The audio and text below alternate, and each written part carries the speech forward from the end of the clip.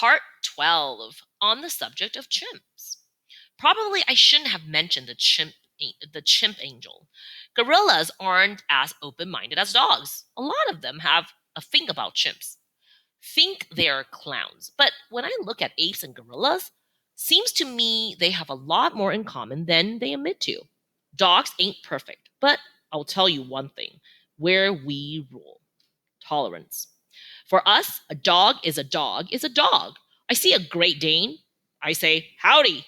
I run into a puggle. It's glad to meet you. How's it going? Smell any good Pete lately? Go to a dog park and you'll see.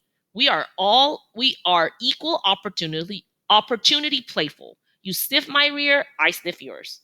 You don't see that with humans, obviously. Constantly seeing differences where none exist. All those things like skin colors. I mean, dogs could care less. You think I won't hang with a Dalmatian because he's spotted, or a Shar-Pei because she's wrinkled? I'm not saying I love every dog I meet. Snicker comes to mind. But I'll always give a dog the benefit of the doubt. Life is short, play is good, and there are plenty of tennis balls to go around. A very handsome dog.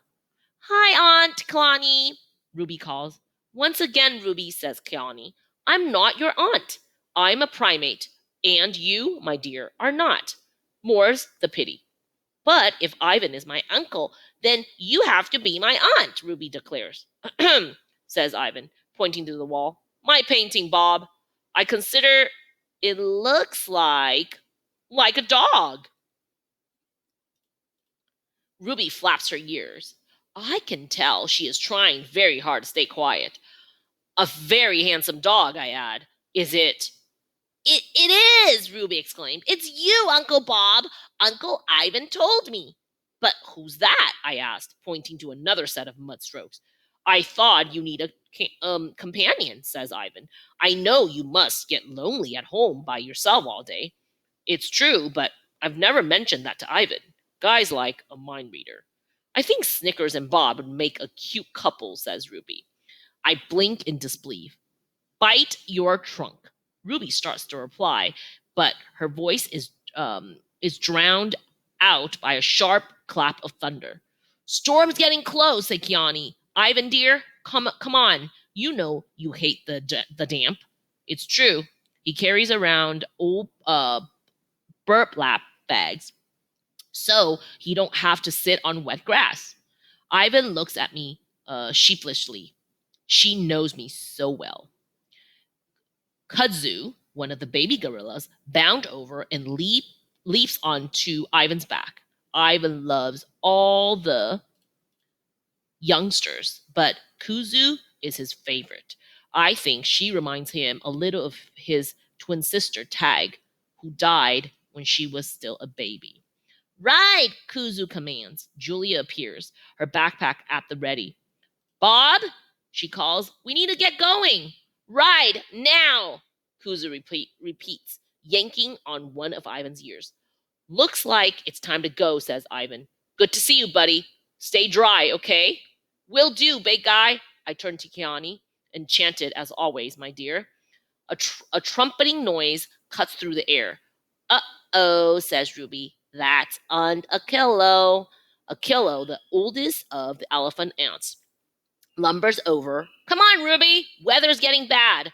Just one more minute, Ruby pleads. Now. But I need to tell Uncle Bob one more riddle. Now, Achillo repeats. Nobody ever listens to the littlest elephant, Ruby complains. You can tell me that riddle next time, kiddo, I say, winking at Achillo. Ruby brightens. Okay, gotta go or I'll be in big trouble. Love you, Uncle Bob. See you later, Uncle Ivan and Aunt Kiani. I'm not your... Kiani begins, but Ruby is already galloping back to her herd. The beginning.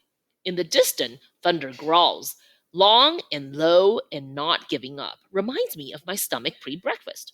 I test the air. Weird. Something isn't right. Julia, it's George rushing over. Hurry up! You need to get inside. George has an odd scent. like he's on a guard. I've only smelled it a few times on him. I look up, the clouds have turned strange, shades of green and yellow and gray cluster together like rows of fat marshmallow. It's so ugly, it's beautiful. I can't stop looking. The air goes still, like a cat before it leaps on its prey. Kiani and Ivan and Kudzu, are racing towards the gorilla villa. A fat raindrop hits my nose. It tastes wrong. Rain tastes dangerous. People are yelling, running, opening umbrellas, covering their head with maps on of the park. More drops. At the far end of the field, I can just make out Achilles herding Ruby along. Another drop, a dry one, like a pebble. Hail, George says. Julia, now! He grabs her hand. Rumbling, the sky boils and swirls. Bob, Julia calls. Come on! I move to leap off my perch, to run to Julia. I've done it thousands of times, but this time I lose my footing. I never slip. I'm as nimble as Nunwit.